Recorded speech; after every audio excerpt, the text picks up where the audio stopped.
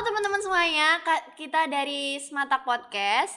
Nah, di sini ada aku sama Raka dan kita beda dari yang sebelum-sebelumnya karena di sini kita ngundang supporter dari Sematak. Boleh Mas, silakan perkenalan dulu. Ya, sebelumnya kenalin aku Reza dari jabatanku di Koor yaitu ketua. Oke. Kenalin, aku Ruben Alvin Bastari, jabatanku ketua kreatif di Koor. Sebelumnya aku mau nanya dulu nih ya.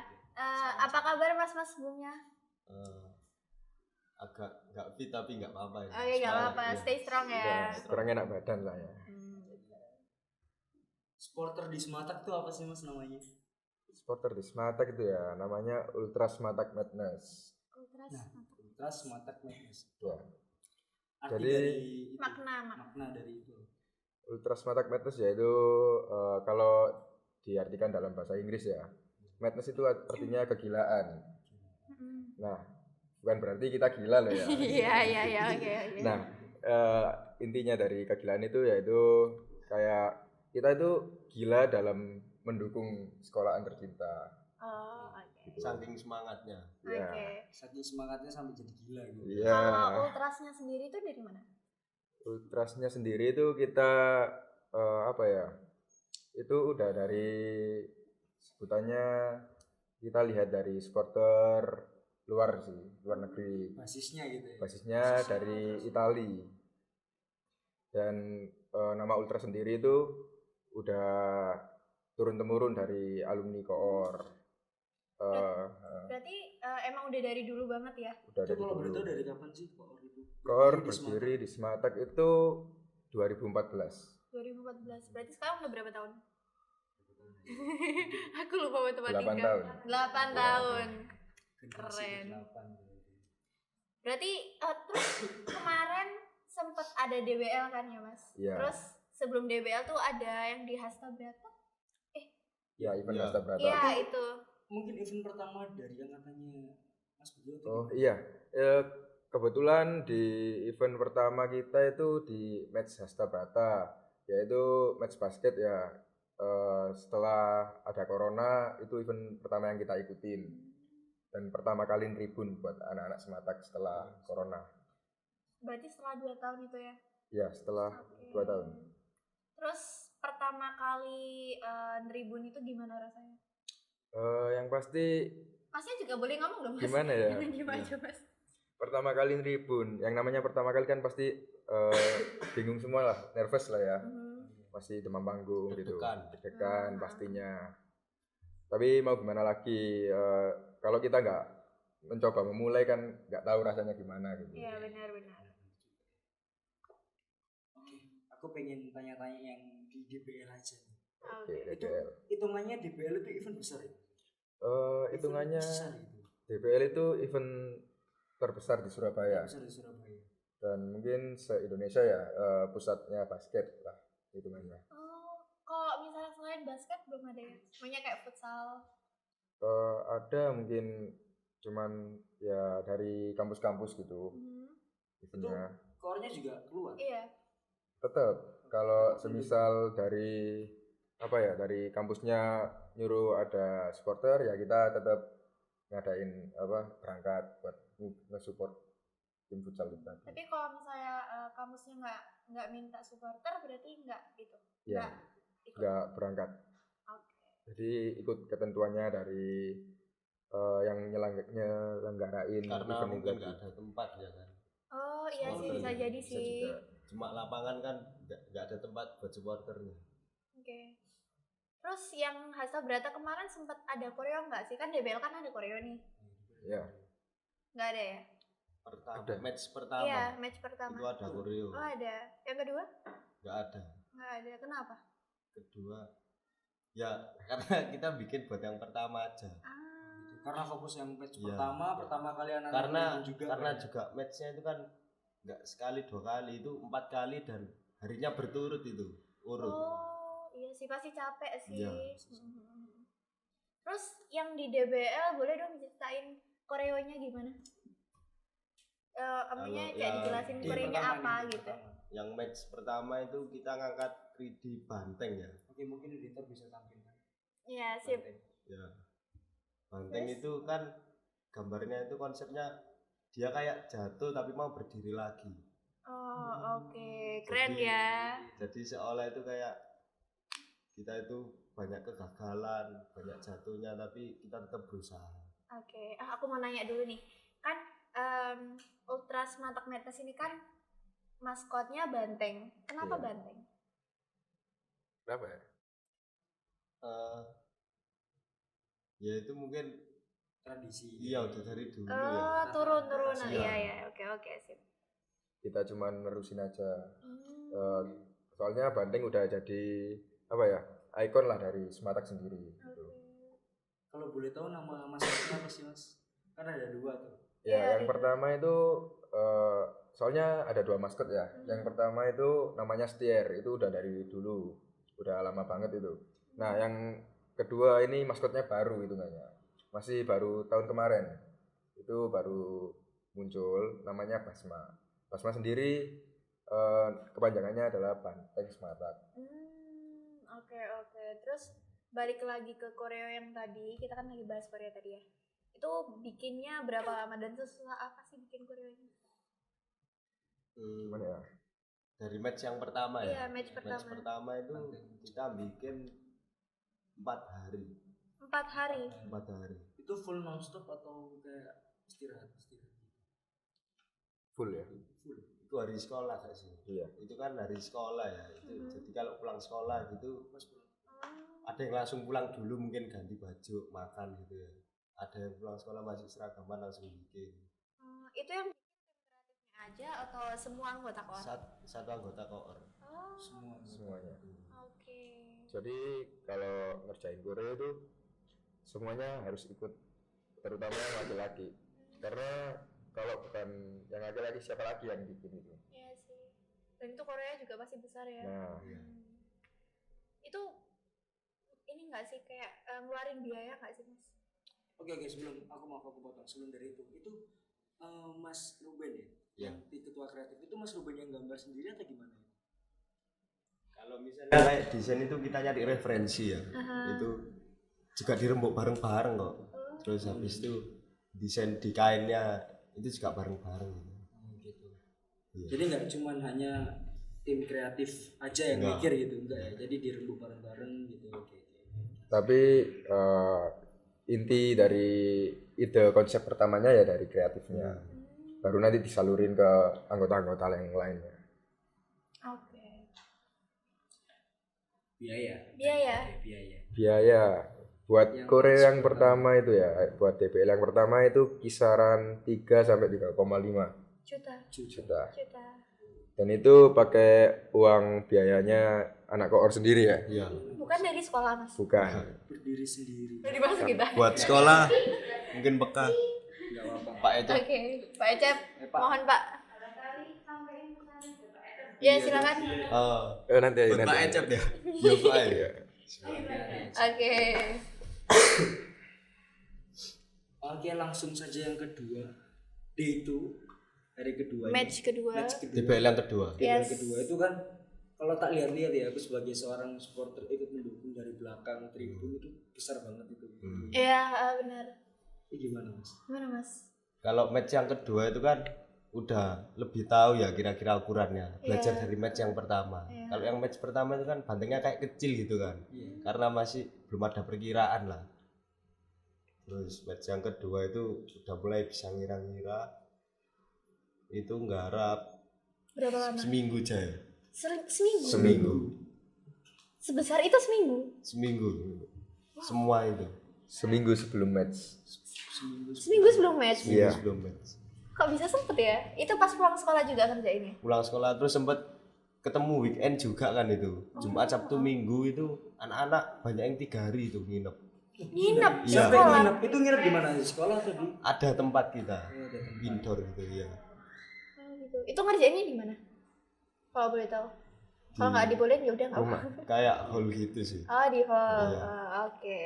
Soal salah satu Itu pun anak koor. cahayanya ya Redup. ya Nah, cahaya yang sangat lebih redup ini. itu. Ini yang apa? Gimana nih mas? Perasaannya koreonya naik terus masuk berita di Ya BL Play. seneng sih karena kita waktu bikin itu kan juga koreo nggak bisa dibuka semua kan karena ruangannya juga kecil. Kita ngharapnya nyicil terus lihat pertama kali dibuka semua ya waktu tanding itu langsung ya kayak kagum gitu aja sih. Nah dengan apa redupnya cahaya itu yang dimaksud dari kan di berita itu kan ada bermodal flash HP. Flash HP buat apa sih mas? Buat pencahayaan itu. Iya, jadi misalnya satu anak ngecat sambil bawa flash sendiri. Ya Effortnya sampai Iya. segitu. keren sih. Plus Terus Bawa senter. susah senangnya pas bikin Korea itu apa? Banyak sih ya. Banyak. Boleh dong nih. Banyak kan susahnya terus. Ya. Ya, mungkin Kenapa? capek ya itu. Iya. Capek. Dan susahnya ya harusnya kan kita ngedukung buat sekolahan kan ya. Kita seperti sekolahan harusnya kan sekolahan itu ngedukung kita buat mungkin lain dari hal biaya ya. Mungkin waktu buat bikinnya itu Terus dikasih tempat. keringanan, tempat juga. Susahnya dari situ sih. Jadi kayak kita itu udah dari pagi sampai sore jam 4 baru pulang sekolah kan.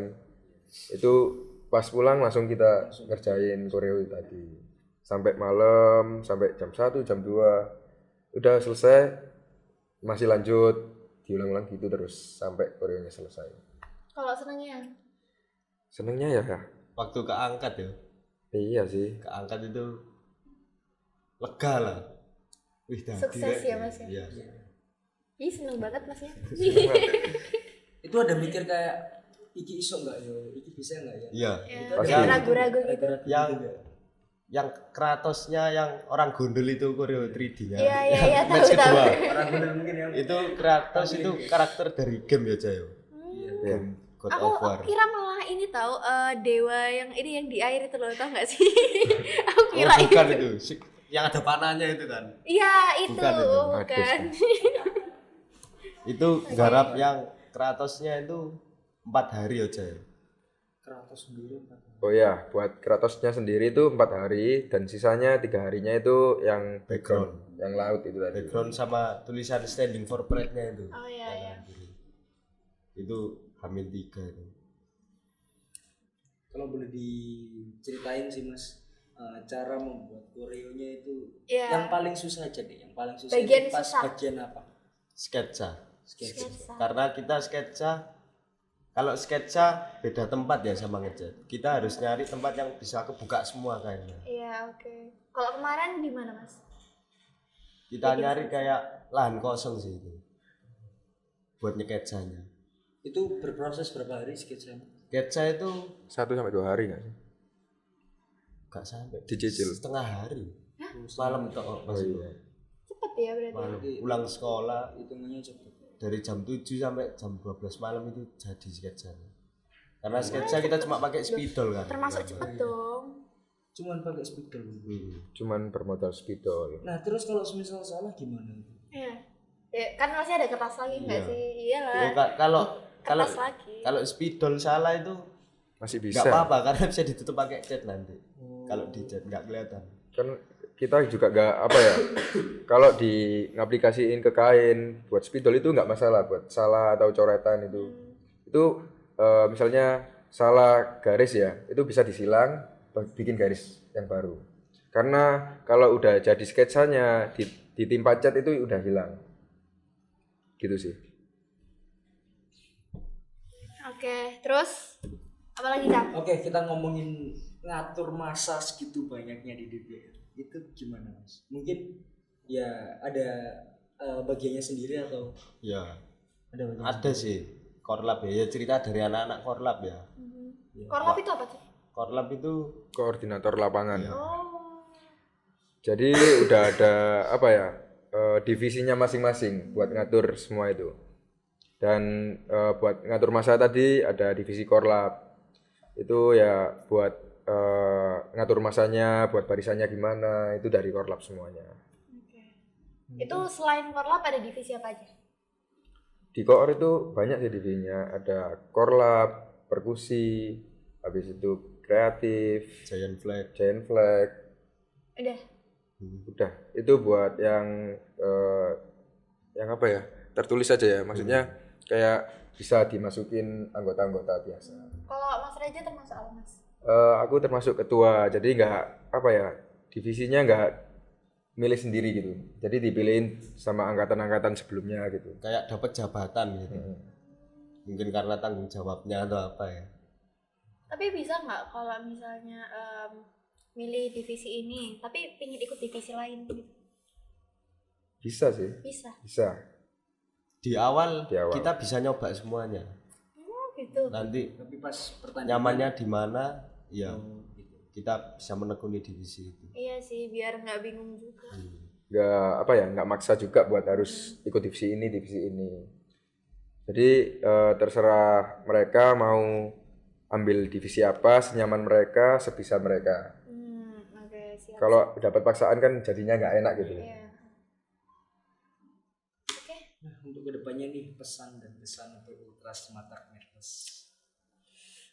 Harapanku sih buat kedepannya ya, buat angkatan-angkatan selanjutnya itu bisa lebih baik dari angkatanku.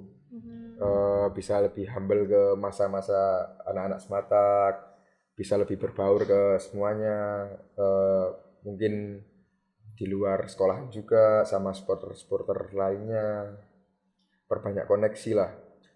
Dan juga harapanku ke depannya Koor Ultras Matak Madness di Sematak ini lebih didukung sama guru-guru, Oke.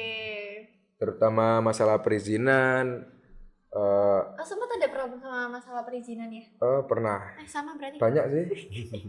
banyak kalau kayak apa ya, kita mau latihan perkusi itu harus apa ya, sempet nggak diizinin karena dibilangnya nggak ngeganggu, padahal kita kan nggak setiap hari gitu loh. Oke. Dan yang namanya latihan perkusi kayak hafalin nada gitu kan harus perlu latihan.